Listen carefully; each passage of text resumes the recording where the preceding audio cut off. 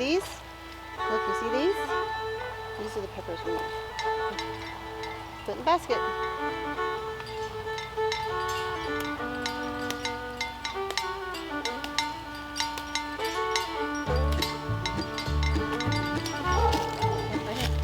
Right here.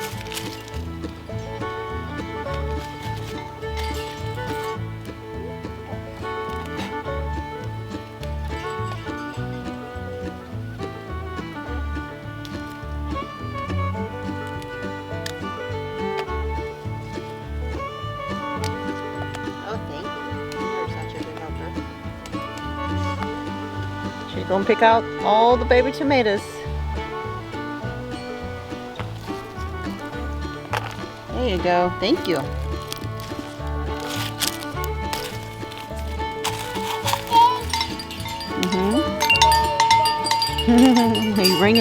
You ringing the wind chime?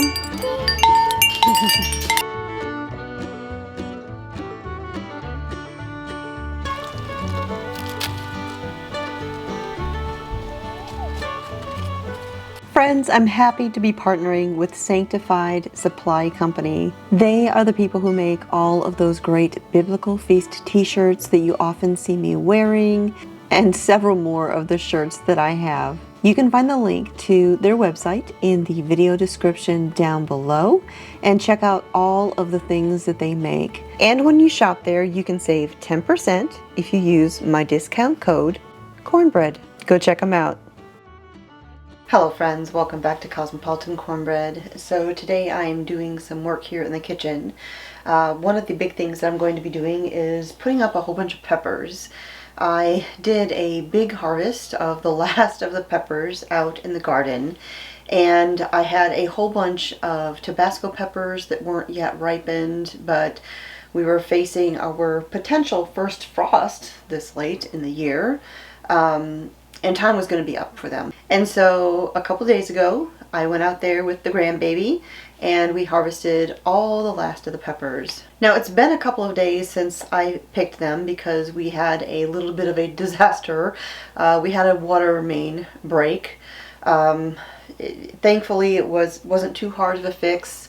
We were able to dig it up, expose it, get it taken care of.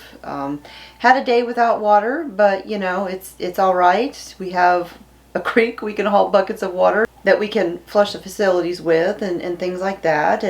But then additionally, something that I have talked about and I've kind of started doing most times I'm canning is if there's any space in my canner, I fill up that space with jars of water and I go ahead and I seal them because it makes for clean, usable water that you can have set aside just in case you have a water line break.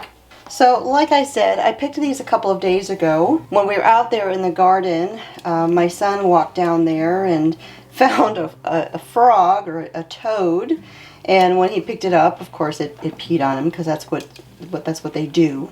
And when he went over to wash his hands, realized the water spigot was loose. And shortly thereafter, we discovered the main line was broken, completely broke. So we had been dealing with that. And so I'm just now getting around to these peppers. Now I had stored them in the pantry, nice and cool. And so for the most part, they're still in good shape. There's a couple here and there that were getting a little bit soft, mainly some of the jalapeno peppers. But the jalapenos I'm going to mince up and I'm going to freeze these in small portions so that I can just use these for recipes. And then the bell peppers, I'm going to do the same. These are purple bell peppers. I'm going to go ahead and dice these up and freeze them for recipes. And then the rest of the peppers, I've got lots and lots of Tabasco peppers. I have a handful of like the little, if it'll focus, I have a handful of these little jigsaw peppers. I've got several of the Chinese 5-color peppers. They all start off as purple, the Chinese 5-color, and eventually they'll go through a series of colors and eventually turn red. Then I've got some cayenne peppers that are still green, but I don't want these to go to waste. And so today we're going to work on putting these up. And what I'm going to do with the hot peppers, a lot of these I'm going to pickle, and then some of them I may just go ahead and dry. So let's get started. Alright, so the first thing that I'm going to do is my bell peppers here. I'm going to dice these up, and after I have them all diced up, I'm going to spread them out on my baking sheet that I have here that's lined with some parchment paper, and I'll spread the diced peppers out, stick this in the freezer, and then after they're frozen solid, I will scoop them up and put them in these freezer containers, because every so often I will forget this step and I'll dice them up and I'll just throw them in the containers, and what happens is you end up with a frozen solid brick of pepper, and that is not what you want. And so by pre-freezing them, then putting them in the container, and then sticking them back into the freezer, you can pull out as much pepper or as little pepper as you need for your recipes. So this is kind of an important step, and I have forgotten it now and again, and I always regret it because then I've got way more pepper than I need. And those freezer containers, I've used those for years. They're made in America. Gosh, I can't even remember how long I've had them. My mom and my grandmother used the exact same kind of containers, and the ones I have are green.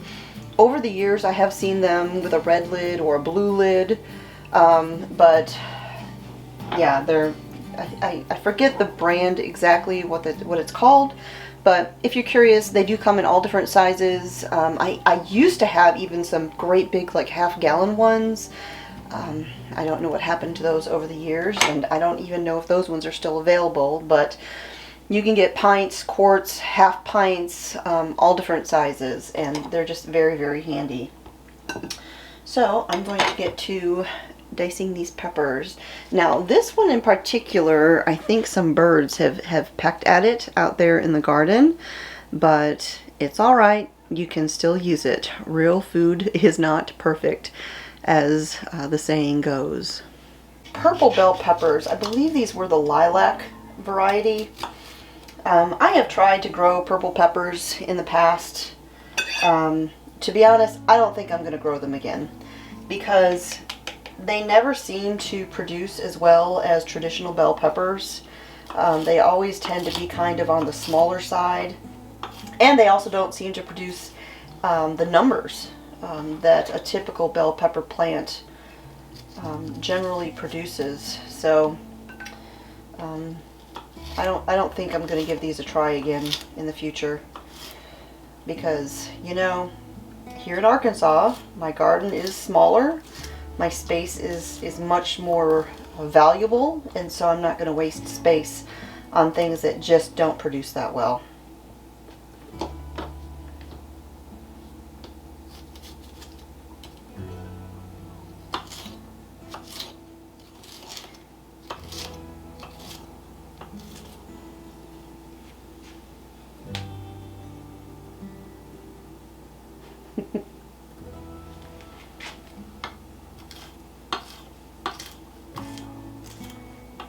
Alright, so my few little purple bell peppers are diced up and ready. And so next I'm going to work on my jalapenos. Hi, baby. Hello. Hello. Alright, so I'm going to take another piece of parchment paper, and I'm just going to lay it over the top of the purple peppers. And then peppers. And then as I dice up the jalapenos, I'll just lay them on top of here. And then I don't have to use a whole nother baking sheet. We'll just lay the jalapenos on top. And then once that's all done, we'll just pop this into the freezer. Say hi.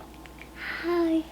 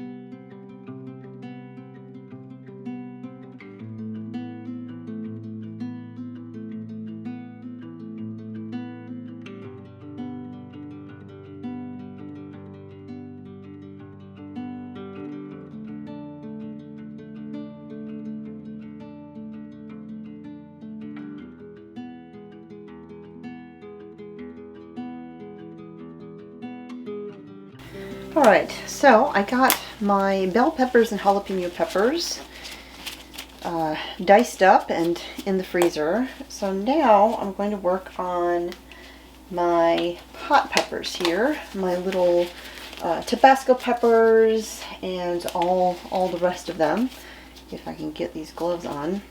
So what I'm going to do with most of these peppers is I'm going to pickle them. I'm going to pickle all of the Tabasco peppers, and then I think I'm going to go ahead and maybe do probably the Buena Mulata peppers, and then all of the other little random peppers. These are the Buena Mulata. They're basically like a cayenne pepper, but they start off purple, and then eventually they'll go through a transition of colors. They'll go to kind of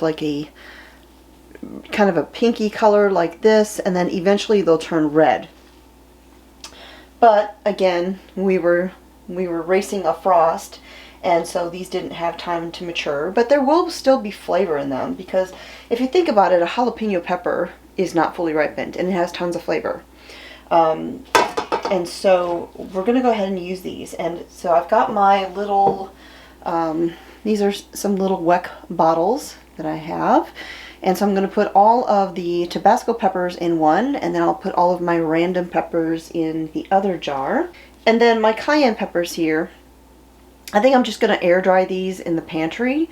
And, you know, that is super simple to do. You just take a little bit of thread, run it through them, put a little slit in them to let the air flow, and hang them up from the ceiling like you do all of your herbs, and just let them dry. So that's what I will do with these.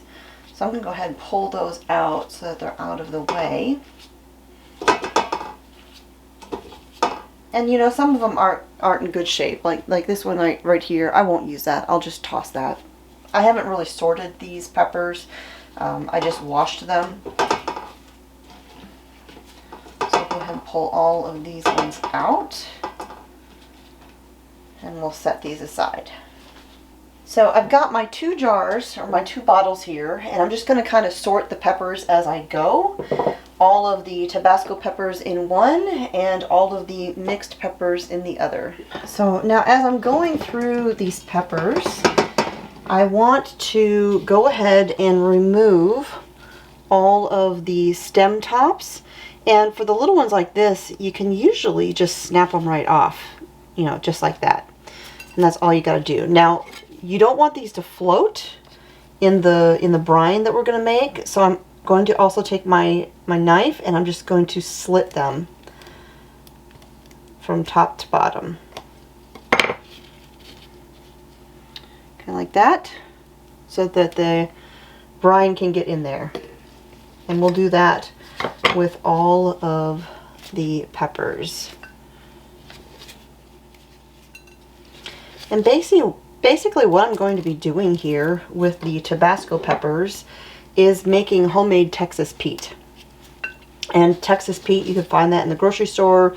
It is a brand of pickled Tabasco peppers. And I have used that for ages with a couple different recipes.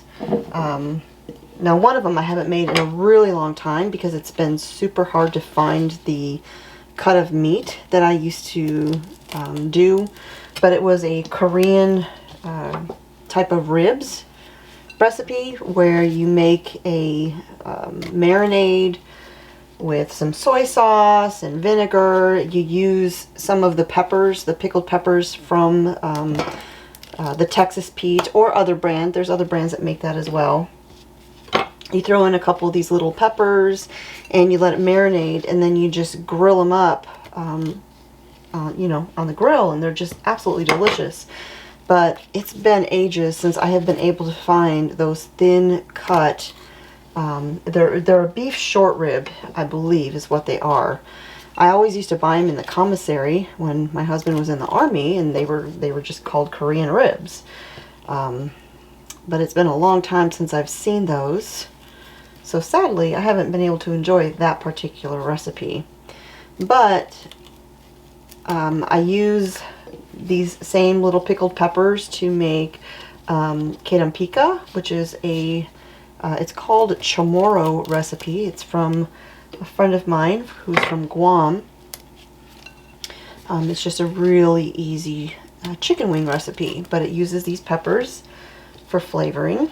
And then of course there's another classic way of using these pickled peppers, and mainly it's actually the juice, the brine that takes on the flavor of the peppers, and that is for on greens. So collard greens, turnip greens, you know, whatever your favorite greens are, particularly here in the South. This is a very popular dish.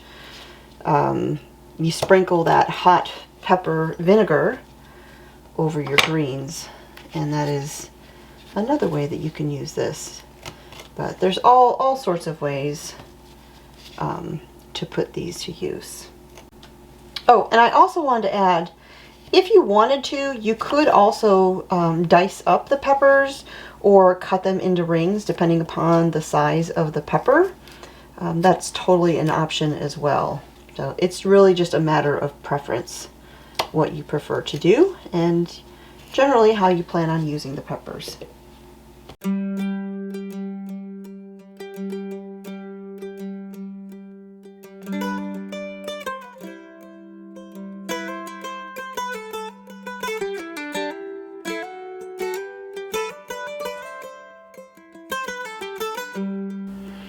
Alright friends, so I have all of my peppers in my bottles here, and so now it's time to mix up the brine.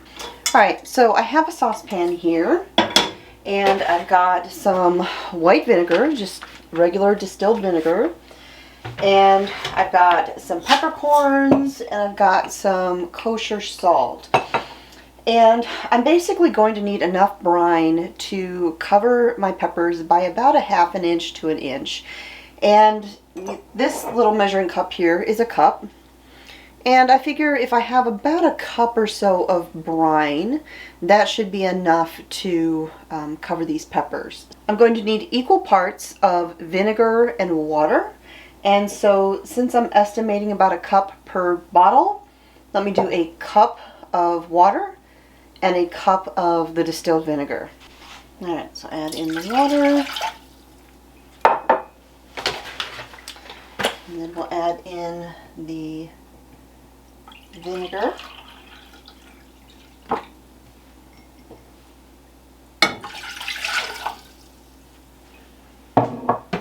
And for every 1 cup of liquid, you're going to want 2 teaspoons of salt. And so I'm going to put in 4 teaspoons since I have 2 cups of liquid here. Oh, and I just made a great big old mess. Hold on, let me clean this up.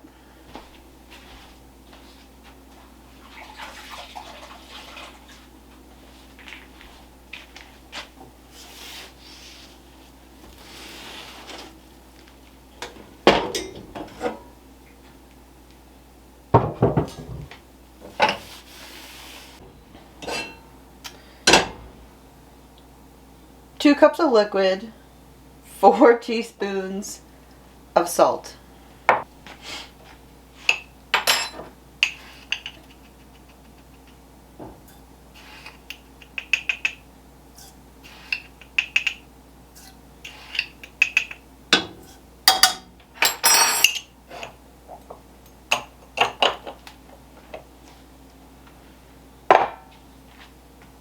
Alright, so I'm just going to turn on my stove eye here, and I'm going to let this begin simmering until all of the salt is dissolved. Super simple. Alright, now while that's heating up, the peppers here, you can leave them exactly as they are and simply add the brine. Or you can add in some bay leaves, you can add in some mustard seeds, some garlic cloves, or you can add in some peppercorns. And I'm just going to go ahead and add in about a ½ teaspoon of peppercorns to each bottle, just because I like that kind of little bit of a kick that the peppercorns will add to that. And you know, I think I'll go ahead and add a clove of garlic as well.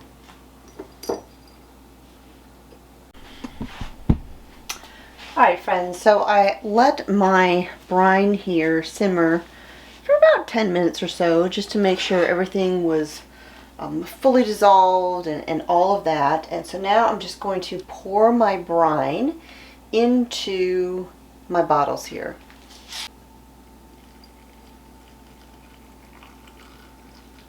So I'm going to go ahead and I'm just taking the handle of a wooden spoon here, and I'm just going to kind of press into the peppers and get as many of the air pockets out as I can. That's why we cut those slits into the peppers. And you can see as I'm doing that, the peppers are sinking down into the brine a little bit further. The gap there in the bottom is becoming smaller and they're filling up with the brine. And so I'll just kind of do that a few times here and there. Just let them press all the air out. Stick them back in there. And there we go. Now, of course, if you cut the peppers in half or into rings or anything like that, this is a little bit, it makes it a little bit easier. You don't really have to do this step, but that's really up to you how you want to do your peppers.